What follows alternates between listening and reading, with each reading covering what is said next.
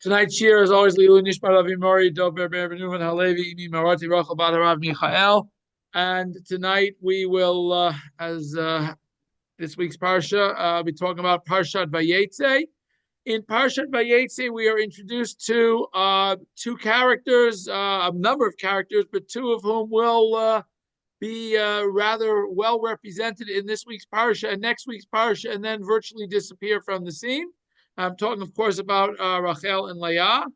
And we're going to speak primarily tonight about Rachel and Leah and see what we can understand about who they are and what they bring to the Jewish people.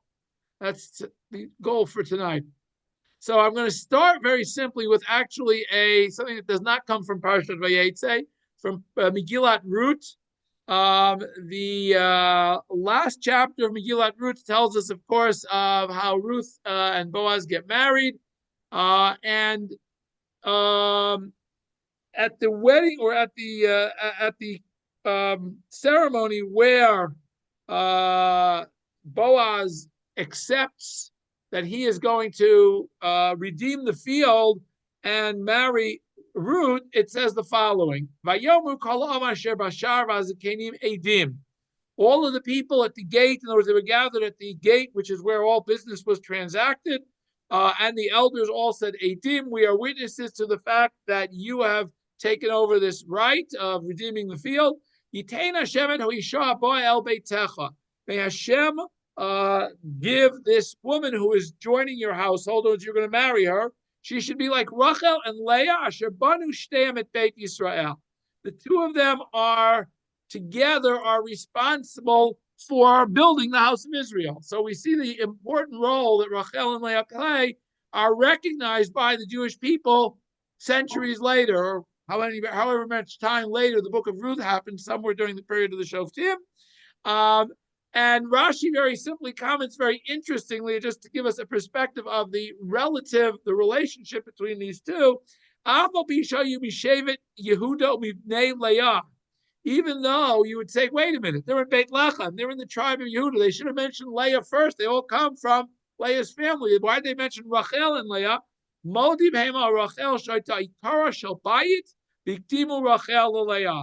They admitted, they realized that Rachel was the primary wife, the Ikara, the primary, and they list Rachel before Leah. As I said, we would have expected, Rashi clearly says that we should have expected them to say Leah first, because Leah was who they were descended from. So we're going to try to understand this relationship between Yaakov and Rachel and Leah. That's what we're going to be focusing on. But again, I want to just briefly review the whole story. Yaakov arrives at a well.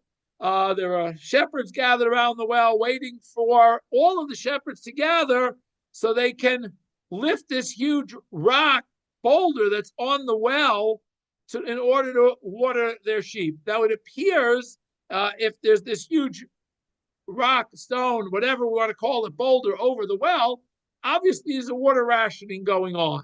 There's a drought, and everybody is concerned that somebody else is taking too much water for their sheep, and that's why they all have to be there when everybody waters their flocks. He asks them if they know this guy named Lavan, obviously, who he's coming to visit, his uncle. Interestingly enough, the Torah tells him, he calls him Lavan ben Nachor, even though Nachor is his grandfather. It doesn't say that Lavan ben Betuel. The Parshanim comment on that a little bit. And they're very non-committal. They say, yeah, we know him. They don't say anything else about him. That's it. We know who he is. And then Yaakov probes a little bit further. He says, Shalom lo, is he things at peace with him? Are you guys, is there something going on here that I better know before I I'm new on the scene here. I better get any information I can. And they just say Shalom. And by the way, there's Rachel, his daughter, coming with the sheep. You want to know anything more about how Lavan is? Go ask her. And then he has this whole conversation with the sheep, and ultimately Rachel arrives. And when Yaakov sees Rachel, he immediately goes and lifts this boulder off of off of the well. He waters the whole flock. He kisses Rachel. He raises his voice and he cries. He tells her that he's Achi Aviyahu. He's the brother of her father, that he is the son of Rivka. And she runs and tells her father. Lavan hears, he runs out to greet him, he gives him a hug, he gives him a kiss, he brings him into the house, and he tells Lavan what's going on, whatever that might be. Lavan says, well, you're my flesh and blood, it doesn't matter, whatever it is, and he stays for a month, and then after a month, Lavan says, just because you're my brother, why are you working for free? So it appears that even during this month that he's staying, quote, for free, he's already working for Lavan. Tell me what you want. And of course, we know the story. Now, the story very interestingly interrupts to tell us two verses. Before, it tells us, Lavan asks Yaakov, what do you want to be paid? And then the Torah gives us these two parenthetical verses, and that's what we're going to focus on. Lavan shtei banot. Lavan has two daughters. The name of the Gedola, the older one, is Leah. Shem HaKtana, the name of the younger one is Rachel. The Eine Leah Rakot, and Leah's eyes were Rakot. And I'm not going to translate Rakot. It has a number of different possible potential meanings. What it means is a very good question. Rachel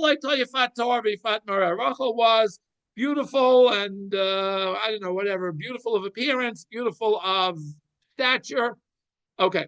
Those two interrupt the story, but then the story, of course, continues. Yaakov it says that he loves Rachel. He offers to work for Lavan for 7 years for Rachel. And interestingly, he doesn't just say for Rachel, he says, Rachel, bitcha hatana. Rachel, your younger daughter. He spells out exactly what he's looking for. Lavan says, fine, better I should give her to you than to somebody else. Stay here. He doesn't commit to giving her. He says, okay, yeah, maybe we'll see. Yaakov works for 7 years. And then, of course, we know the rest of the story that Lavan sends Leah in that night.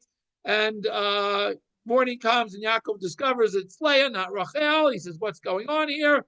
And Lavan says, sorry, we don't give when you agree to marry the younger daughter, if the older daughter is not married, you get the older daughter too. It's a package deal, and you got to take the older daughter first because we can't marry the younger daughter before the older daughter. But if you wait a week or so, then we'll give you the other daughter as you need, and that's what happens. Okay. Now it's interesting that at the end it says Vayavo Gamo Rachel. He goes, he consorts with Rachel. But you have Gamet Rachel. He also loves Rachel from Leah. But this Gam also seems to imply that there was some relationship between him and Leah, but we don't know. And then in the next verse it says Vayarasham Kisnu Leah, that God saw that Leah was hated by Yiftach and Rachma. Therefore, she is the one who merits to have children, and Rachel is barren. And then, of course, the Torah then continues with all the children that are born to Leah. Leah has 4 children, then stops giving birth. And then the Torah continues with the birth of virtually all of Yaakov's children. Basically, 11 of the 12 tribes, plus his daughter Dinah, are all born immediately following. And then, of course, the whole story continues. But we're going to focus on those two and see how the Parshanim address these two psukim that I highlighted above, that are parenthetical, where we talk about Lavan's 2 daughters, the older and the younger, and what does it mean? What is this comparison, or what is this statement of fact about the 2 daughters, that Leah's eyes were rakot and Rachel was beautiful? What is the Torah trying to tell us here, and what's the purpose of these psukim? Okay, so let's go. Radak starts very simply. Why does it tell us that Lavan has 2 daughters? This is simply, Radak says simply that the Torah is giving us background information that we need to be able to understand the whole story, the rest of the story. And he says, so far as the Torah tells us this up front, in order for us to understand the rest of the story, Ba'avat Yaakov et Rachel, that Yaakov loves Rachel, that he works for 7 years. He definitely would not have worked for 7 years, or even offered to work for 7 years for Leah. Ella Sharama Rima Lo Lavan, but Lavan tricked him. So clearly, even though Lavan seems to think that at least if we take Lavan at face value and say, okay, well, he figured he has to give Leah before he can give Rachel, that was what Yaakov wanted. But Yaakov had no intent originally of marrying Leah. So that's Radak's perspective. But the Torah wants us to know that there is a second daughter, because we've already been introduced to Rachel at the well.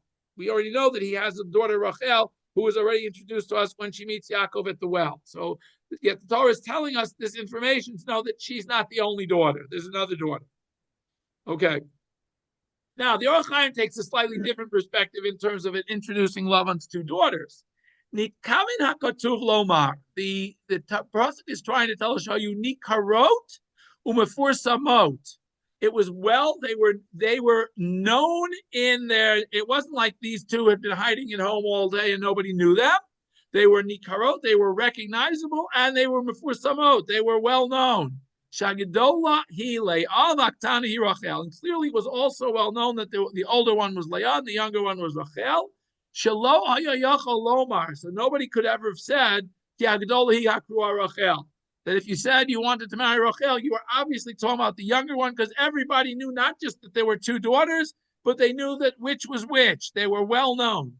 Gam diktek lomar Gedola Tana lomar. It also mentions the fact that it doesn't just say the first one and the second one. It says one was Gedolah and one was Ketana. One was an older one and one is a younger one. So he says also, the Orach Chaim wants to say that what? That they were so far away in age. They were not even close enough in age that you could even mistake them and think that the younger was older and the older was younger. The Askatan Gedol of Yirma, the Yaakov, the Tetlo, Leah. In other words, there was no way that based on who these two daughters were and how they were known, that you could switch Leah without it being known. It was well known who Leah was and who Rachel was. It wasn't just that she was older, she was significantly older. Baktana Ketana Bioter, the younger one was significantly younger. What does it mean? That the Gedolah perish Shahaita Leah Gedolah bifnei atzma, that Leah was older, even taken in a vacuum, even if there was no younger daughter, Leah was of age. Below be'erach Rachel levad Haita Gedolah mimena. It's not only in relationship to Rachel that she's the older, but she was older. Not just not just a year or two older that isn't clearly recognizable, but Rachel also looked very young, alone, without being not even in comparison. Words, each one was clearly recognizable. Kimosha Tamar is as if to say, Leah is probably late teens, early 20s, he says. She's 20. But Malo, maybe even older. Rachel is still a young child. She's 5, 7 years old.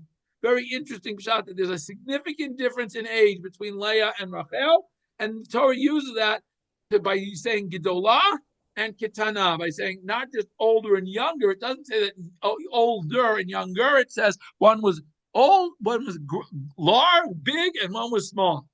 And it uses that terminology to say that they were very clearly distinguishable. When Yaakov says Rachel b'tcha Tana, there's no way that Lavan can trick him by substituting Leah. At least that's what he thought. And that was why he specifically uses that language of Rachel b'tcha Tana, and nonetheless we see it didn't help. But the Orach Chaim wants to say that clearly the two sisters were very, very far apart in age, not the way we tend to think of them, that they were relatively close in age. Okay. Malbim has a different perspective. Lavan has two daughters. Yisaper Hatam. The Torah, by telling us the Lavan has two daughters, is trying to help us understand why does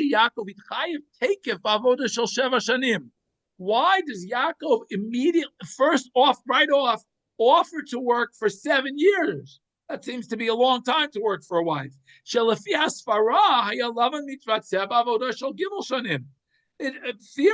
Lavan should have accepted, would have been willing to accept a shorter term to marry off his daughter. Wouldn't have taken, Yaakov didn't have to offer for 7 years. Could have offered 3, according to the Malbim.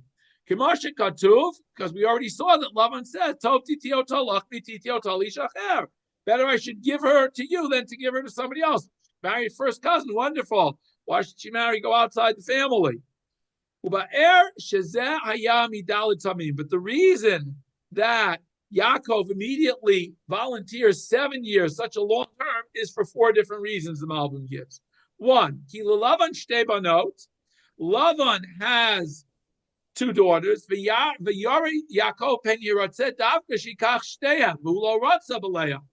And Yaakov is concerned that Lavan will not give one without giving them both. This is a package deal. You want one, you got to take both. And he did not want to marry Leah. That's reason one why he says 7 years. Shem Hagdola Leah v'lo yiratza l'tzeit hatzira lifnei habechira. Oh, al kolpanin. So that's another thing is that he wanted Leah that Lavan did not want to give the older one before the younger one before the older one. That's why he says, I'll wait for a while. Oh, I'll kolpanim, but it also yiratza sheyamtin ad shelea tiyel ish acher. Yaakov wants it to be. The reason Yaakov wants 7 years is because he figures that's plenty of time for Lavan to find another suitable husband for Leah. She'll be married off, and I won't have to worry about marrying both of them. That's why he volunteers to work for 7 years right off the bat. Okay, because he doesn't want to be entangled with both Leah and with Rachel. That's the Malbim's perspective. Al-Shich. Okay, now the Al-Shich is going to be the bridge here. Al-Shich quotes all three psukim, that Lavan has two daughters, that Leah's eyes were rakot.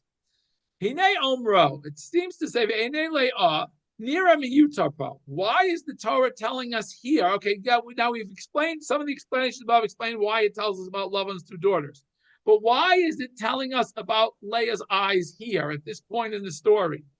V'chein omro Rachel hayta yifator v'fator beltimet kushar. Telling us that Rachel was beautiful is totally outside the realm of the storyline. Why do we need it to tell us here?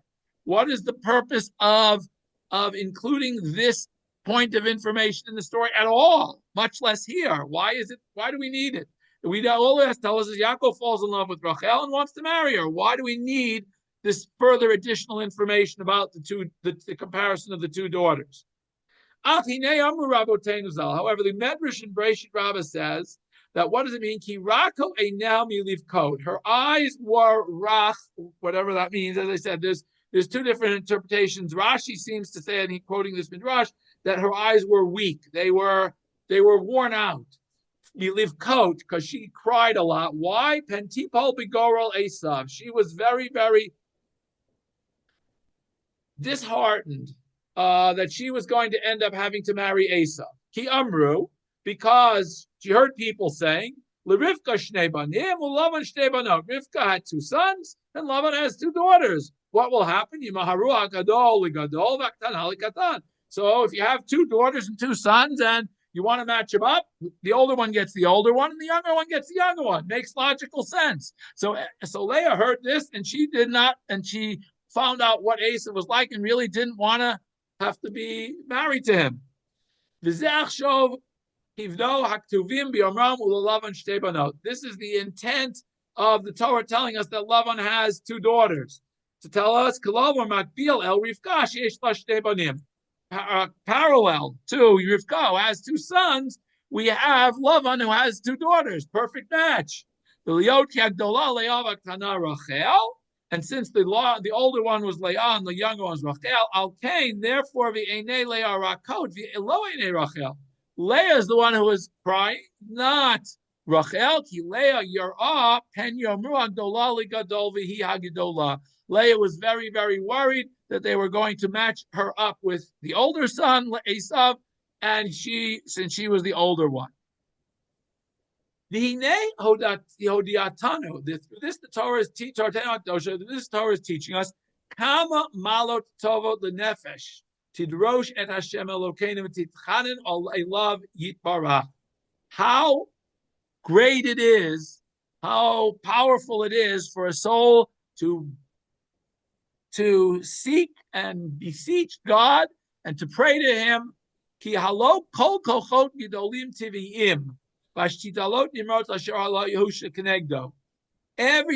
of the great energy, the natural things that happen, and that we try to achieve things, oftentimes will not help to save a person. Because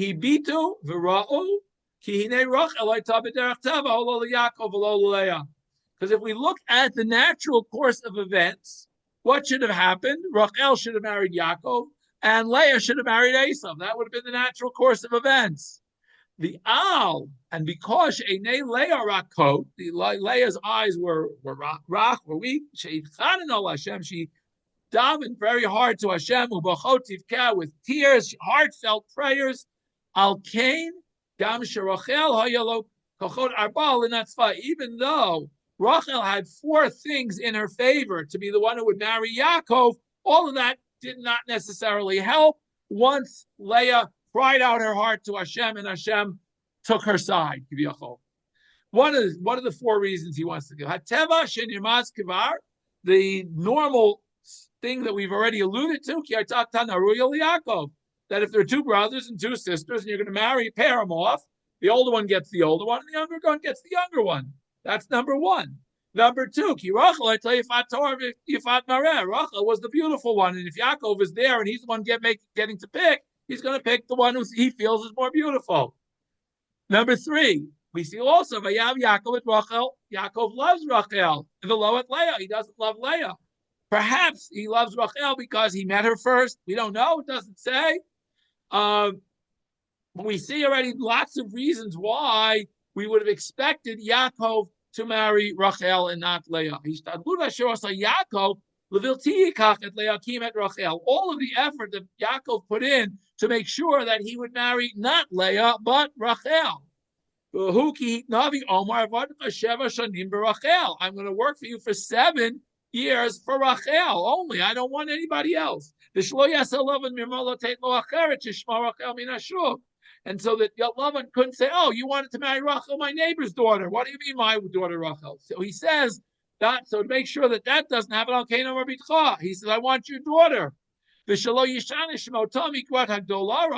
order that Lavan shouldn't be able to change their name and say, "Okay, the older one is now Rachel and the other one is now Leah." He says, "I want the younger one." So he gives all of these simanim, and this is after all of these other reasons why we would have expected Rachel to be the one who gets to marry him. And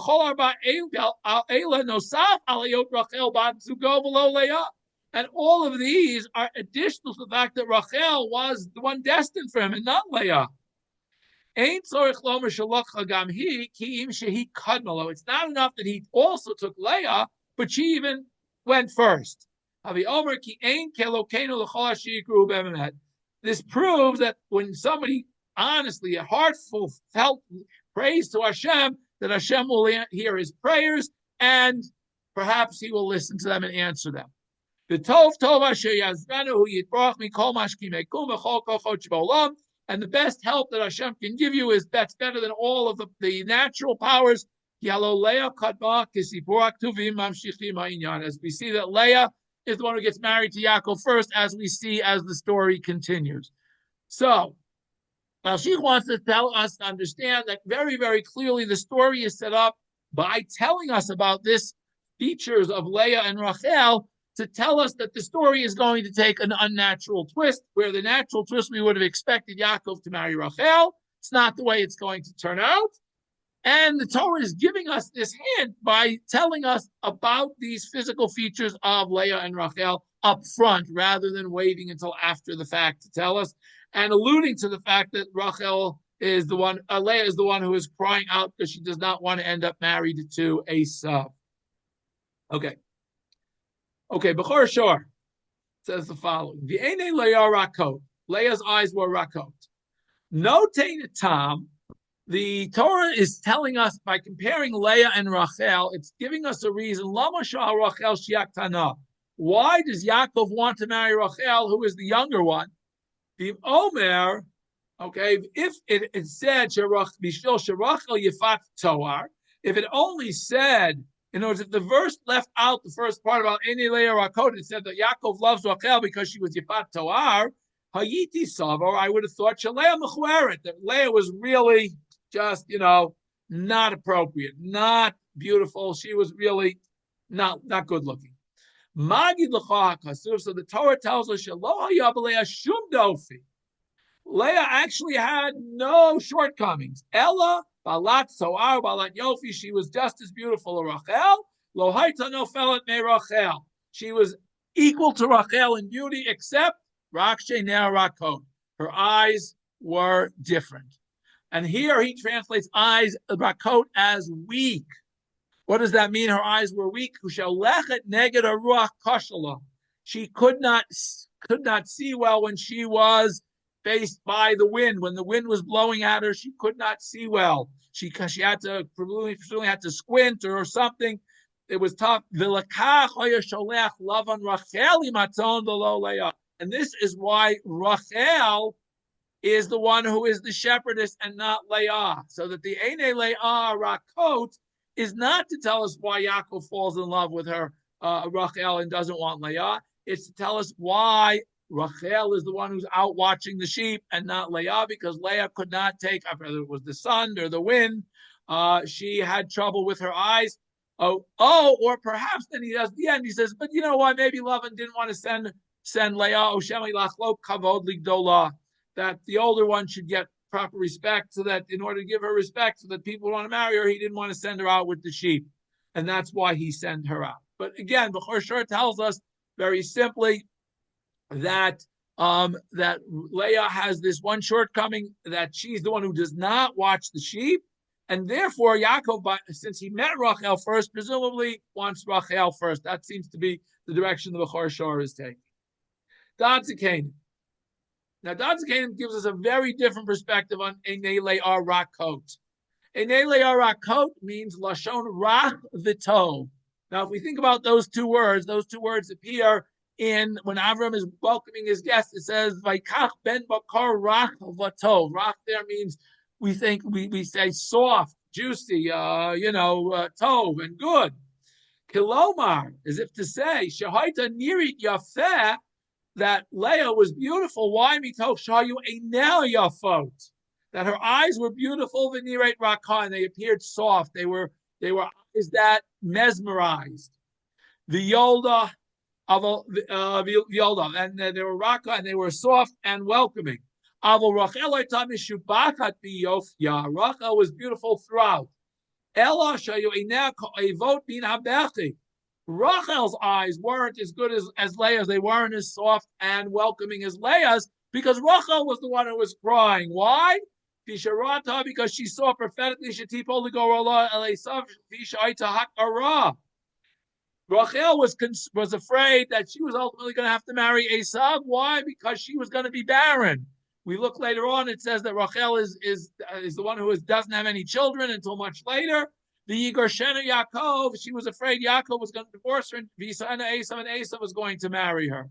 So it's interesting that Dadzikain seems to turn this whole midrash backwards and say that Rachel is the one who's crying, that she doesn't want to end up in Esav. But it's interesting perspective to tell us that clearly neither of these girls was enamored with Esav. And seemingly both of them want to be part of Yaakov's family.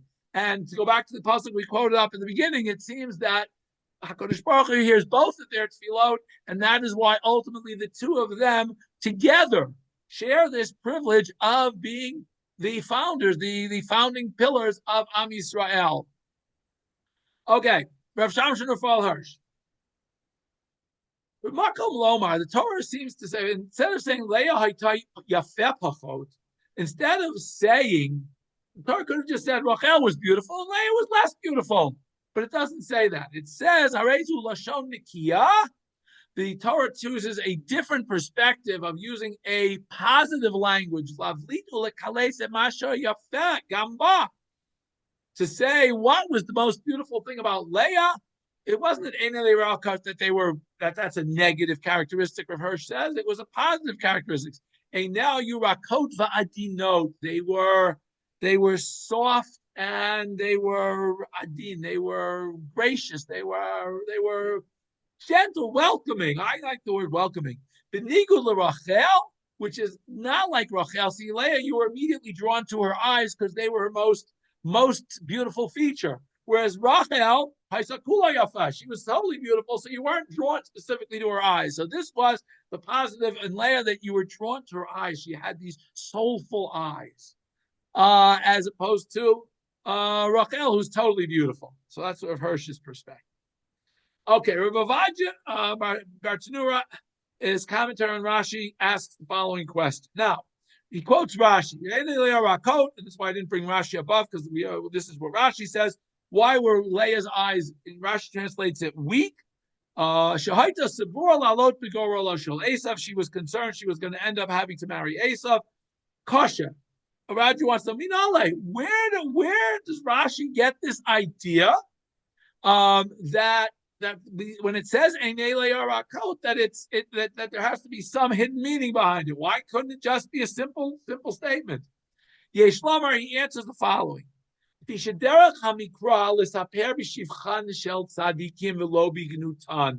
Clearly, by saying and it seems that at least from Rava's perspective, Rashi is taking rakot as a negative feature. This is negative. Her eyes were rakot. They were I don't know, whatever you want to say, whatever the word is. I'm not really sure how Rashi translates it, but that it's a negative characteristic, and we know that the Torah doesn't generally go around saying negative things about righteous people.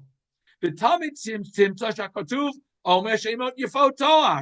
normally find that the Torah wants to tell us how beautiful the matriarchs were.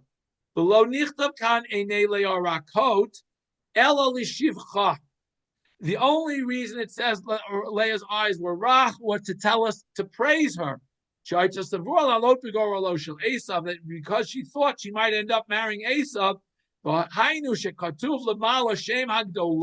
that's why it calls her the Gedolah. Kilomar, it's as if to say, Gedolah, she's the Gedolah. That's why her eyes were rach. Everybody said, oh, the older son is going to marry the older brother, the older one of these two children. And so therefore, the Torah wants to praise Leah by saying that she really did not want to marry Esav and wanted to distance herself from Esav, and that is why she was constantly crying. And that is to praise her, not to say that this was a negative feature about her. Okay. The Orach Chaim HaKadosh. Similarly, it starts out similarly. Ein ra'ui l'saper ha'katuv gnai hatzedeket. Ein abanim shiftei kach chas v'shalom. The Torah does not intend here to say something negative about this righteous woman who is the mother of half of the tribes. Ella nitkaven lehodia. It wanted to explain she'ein mitziot lelavan lachlifam. There was no way that a Lavan could have figured out a way to exchange them. Because Rachel and Leah were so different. The Orach Chaim wants to say. Not only was she not as beautiful as Rachel,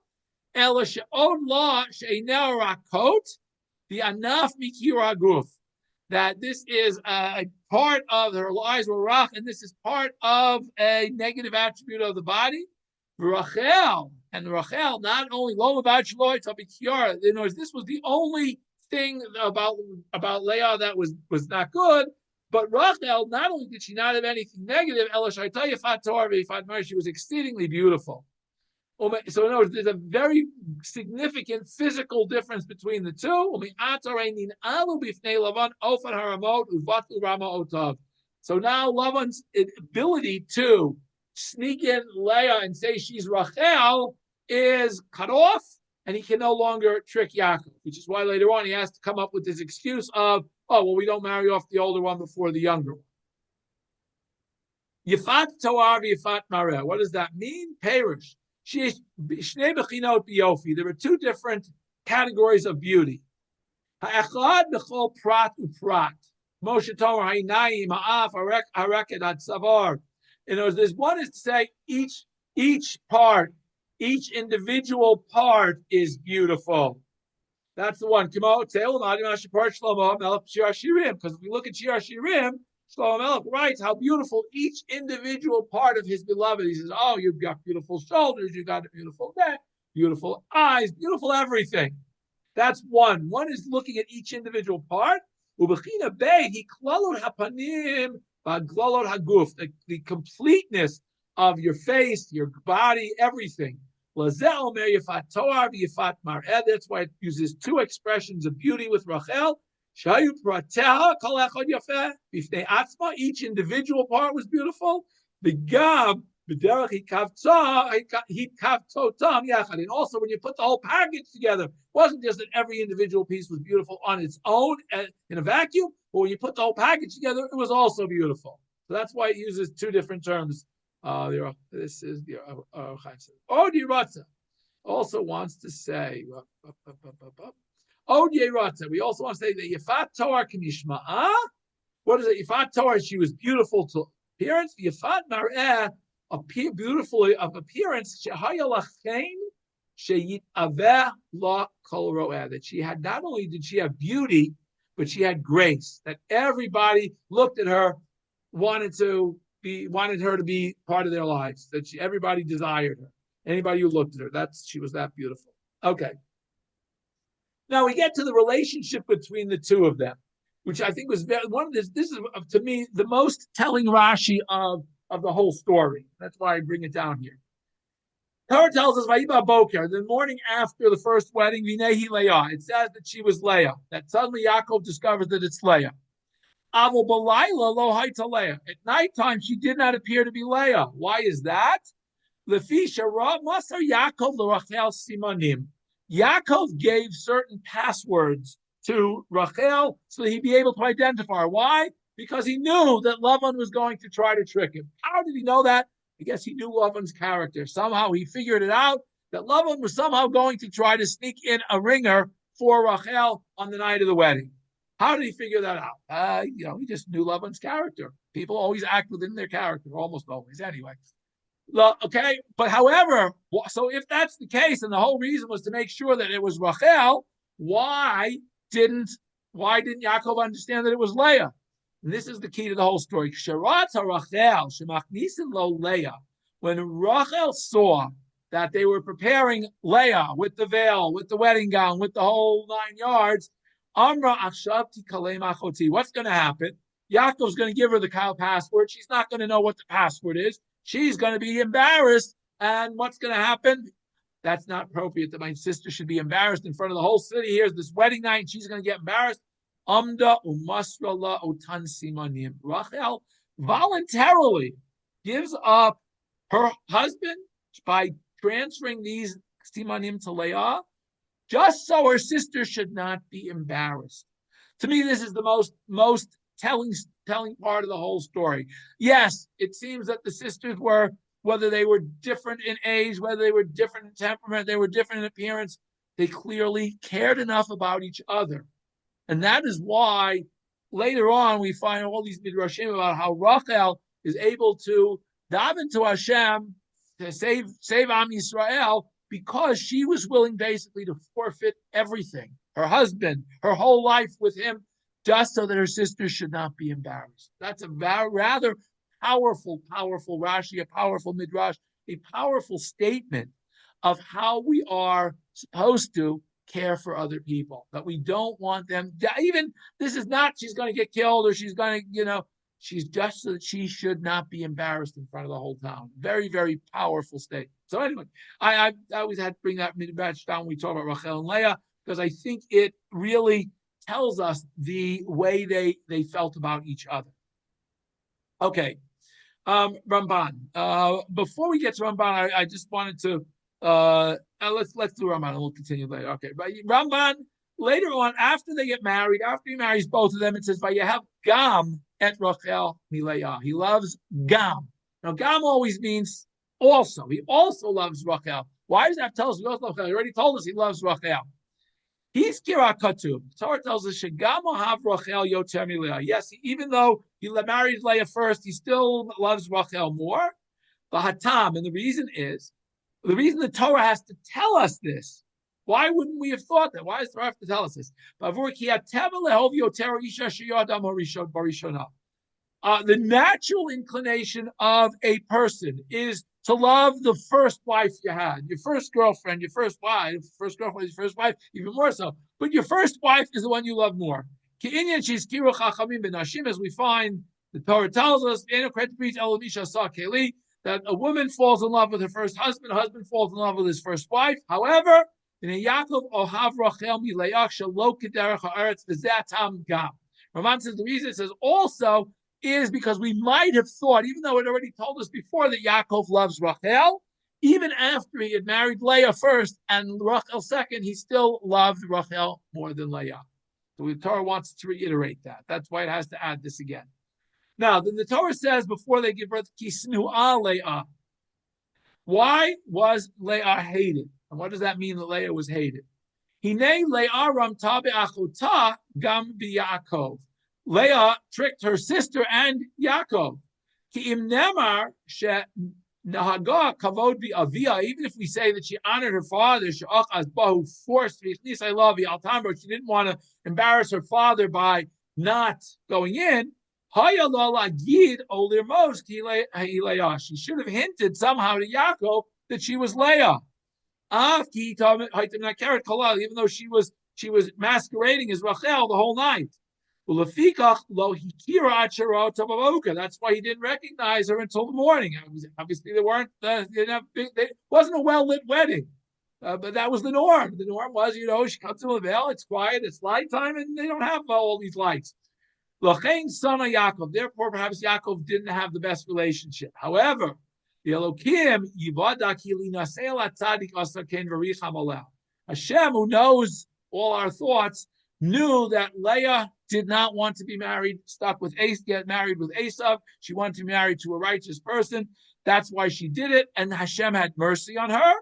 V'kach amru b'Bereshit Rabban. That's what the Medrash says. Kiven sherad Yaakov masim sheramta Leah b'achuta natan dato ligarsha.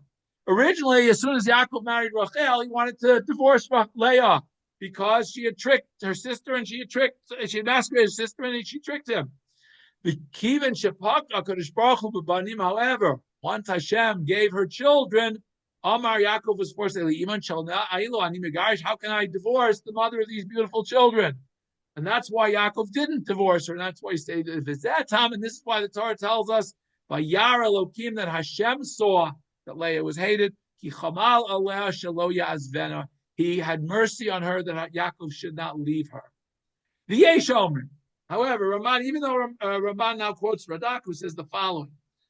When it says Leah was hated, it doesn't necessarily mean that Yaakov hated her. Kishtayim nashim. Anytime you've got two wives, achat ahuva mi'od, that one is super beloved. Tikrashnas nuah kenegdo. The other one will be called hated, but it's only a relative hated. That he loved Gamet Rachel miLeah. Which, if he says he also loved Rachel, must mean that he loved Leah too. Clearly seems to imply that, and that's how Radak translates the Gam. The Gam at Rachel is to tell us that even though the pasuk tells us that Leah was hated, it doesn't mean that she was hated absolutely. It means only relative to Rachel, it looked like she was hated. But clearly, and the Torah hints at that by using the word Gam. Lo Shisana, not that Yaakov hated Leah, but really it was V'haytabosha b'davar, she was embarrassed her father. V'rolu kimet anya, and Hashem saw her affliction, and that's why He blessed her with children, so that Yaakov should not hate her. He should love her also, and he does clearly from the Pesukim. Okay, we're going to close with a Barbanel. Barbanel on this little episode about the wives asked two simple questions, two straightforward questions that we probably would all ask. Shayla number 9. This is number 9 in the parak because he asked 8 questions on the whole well story, which we're not getting into this time. Maybe at a future date we'll get into that. Number 9. Lama zeh b'char Yaakov b'Rachel b'yoto haktana v'lo b'Leah ishayta bat hagdola. Why does Yaakov choose Rachel, the younger daughter, not Leah, the older daughter? The ein savik shehaya migunel l'teinatzira liftei b'chira, and we know that that the normal custom seems to be it's not appropriate to marry a younger daughter when she's got an older sister who's still single. If you're going to tell me that Yaakov loves Rachel because she's beautiful, we know that clearly Yaakov Avinu is seemingly not going to be swayed by her physical beauty. If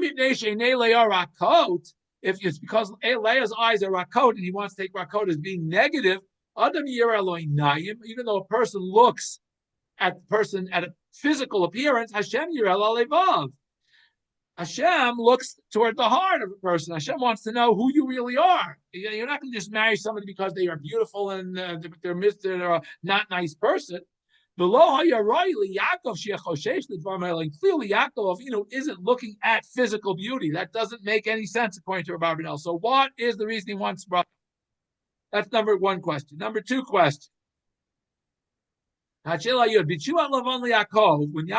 says to Yaakov, "To titio talach mititio tali ish acher," what is Lavan answering Yaakov by saying, "Okay, yeah, sure, I can give her to you, but I'd rather give her to you than somebody else." He doesn't guarantee he's going to give it to her. The gamlo shalo litita lo, and that also he doesn't say. Lavan doesn't say he's going to give her or that he won't give her. He doesn't say one way or the other. But Lamalo Amarlo ain't no roi. Why doesn't Lavan answer him straight out? You can't take Rachel until Leah's married. Why doesn't he tell him that up front when they're making the deal? So here are his answers. Okay, he begins by, again, the story goes back as we said, Yaakov is living for months with Lavan.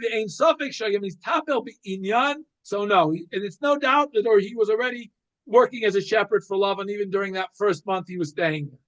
Lavan says, it's not appropriate that you are working just for a living here.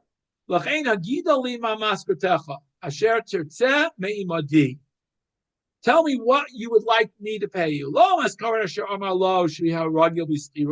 the normal price. What would you like me to pay you? What do you want for your work? Not what you would get if you were working for a regular job. What do you want me to pay you for being a shepherd? The Yaakov Eshiva I'm not going to take something from the house. I'll work 7 years with no salary. Because I want to marry Rachel. Because I love her, I will work this work for you. The Hosef Bahodah, he added Rachel b'tchak tana.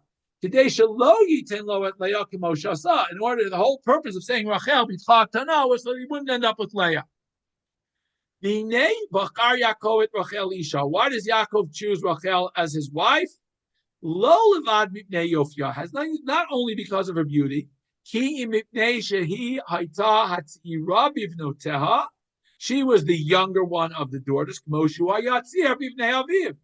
He's going the normal course. The older one gets the older one, the younger one gets the younger one. I want the younger one because I'm the younger brother. That's only one reason. The second is she was the one who came out to the well. Why? Why does he take that as a symbol that she's the one who must be the right one? What happened before at this very same well? He knew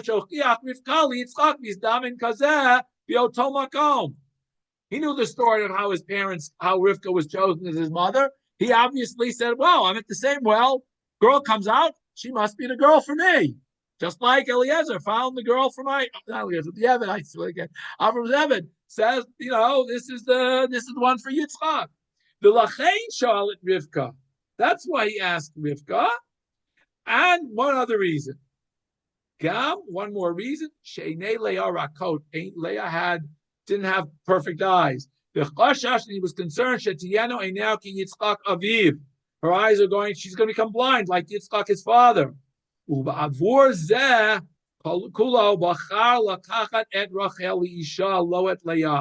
That's why he wanted to take Rachel and not Leah. All of these reasons that he gives, that he's the younger, he wants the younger one. She's the one who came out to the well. And number three, because he's afraid she's going to lose her eyesight like his father. Aval, Lavan, Chashash Bilibo, but Lavan is turned. If he says no, you got to take Leah first. He will not. He won't take Leah. He won't be able to do it. He won't want to do it. Yaakov will run away. And he'll say, okay, you don't want to give me bracha. I don't want Leah. Forget it. The deal's off. Goodbye. Therefore, he tries to trick him with words. He says, what is he trying to say?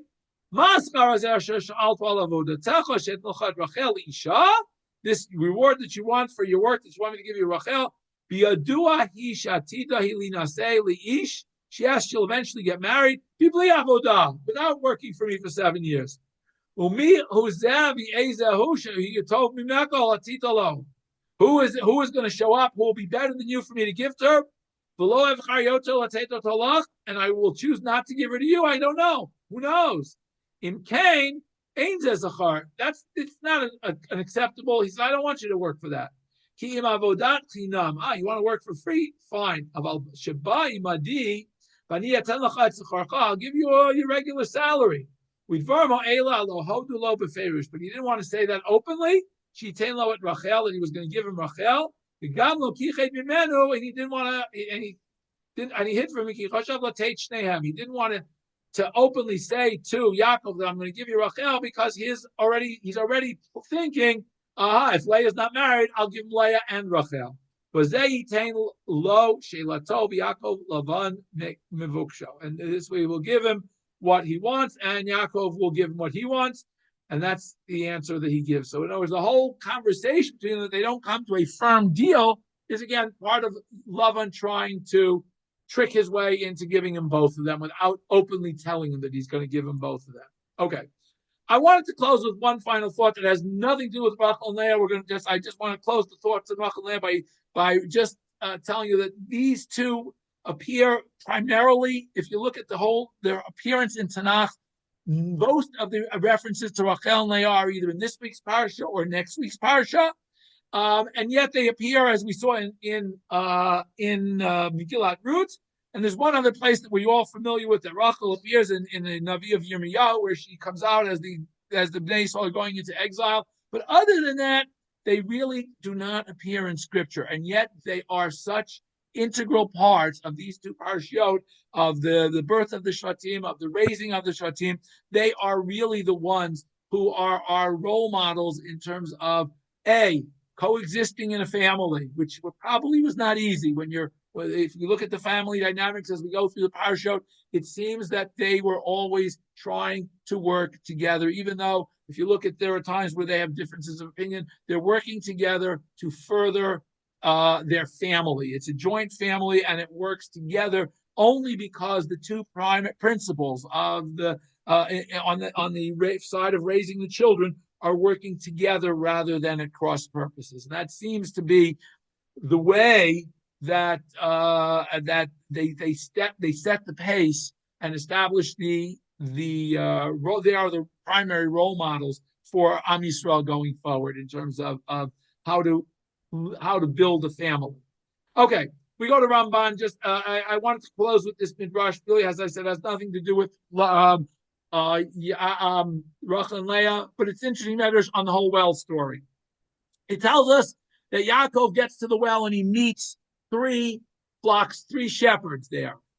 And Ramban's question is, why is this whole story here? Who cares how many shepherds he met, what they were doing? What is Yarich HaKatuv B'Sipur Hazelo Di'enu to tell us a very important, powerful message.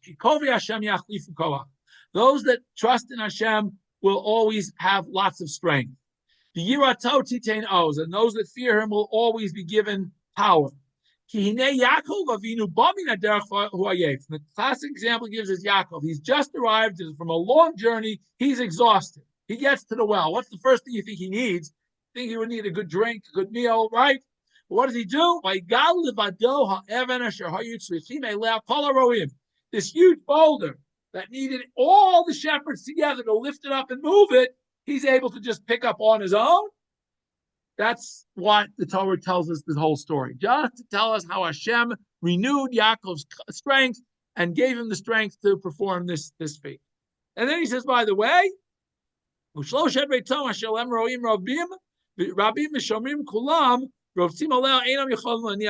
even though these three shepherds couldn't budget, he's able to move the whole thing. Okay, now question.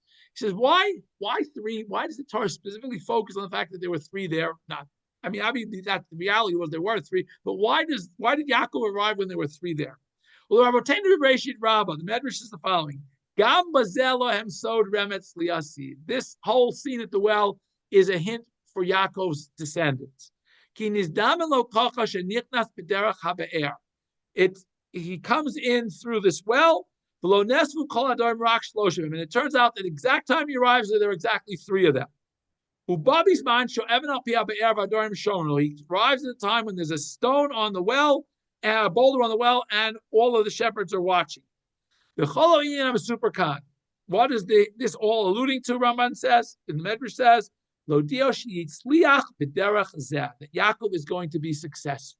Well represents water, which seems to represent success. And he will raise a family, an offspring that will merit the following hint. The well is a symbol, hints to the Beit HaMikdash. The Gimel Edrei Tzom, the three shepherds, Olei Shlosha Regalim, are the Jews who are going to come up to the Beit HaMikdash 3 times a year. And the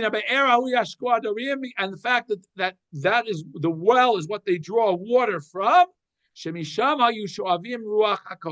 Beit HaMikdash, from coming on Shalosh Regalim, is where Am Yisrael is going to get their spiritual strength. Yirmos, or it's to hint, since the well represents the Beit HaMikdash, represents Yerushalayim, that is where Torah comes forth. Shenim Shalamayim, because Torah is compared to Mayim. Dvar Hashem Yerushalayim. And then he adds with finally, V'nesu Shama Kol Adarim, that was where all the shepherds gathering. What is that hinting to? That Boim, Milavoch Hamad Al Nachal Mitzrayim, Jews would flock to the Beit HaMikdash from everywhere, from all corners, from the north to the south. The Golut Evan Yishku, they would uncover the stone and drink. That from the Beit HaMikdash and coming to Ola Regel, they would draw their spiritual strength for the whole year, and then they would return it.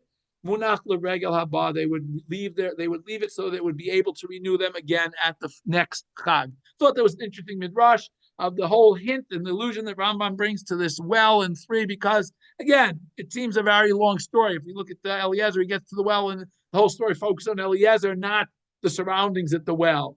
Whereas here, it's Yaakov, we have this whole interlude about the well and who he meets there and what's going on. And so Rambam gives us a very interesting comment on it.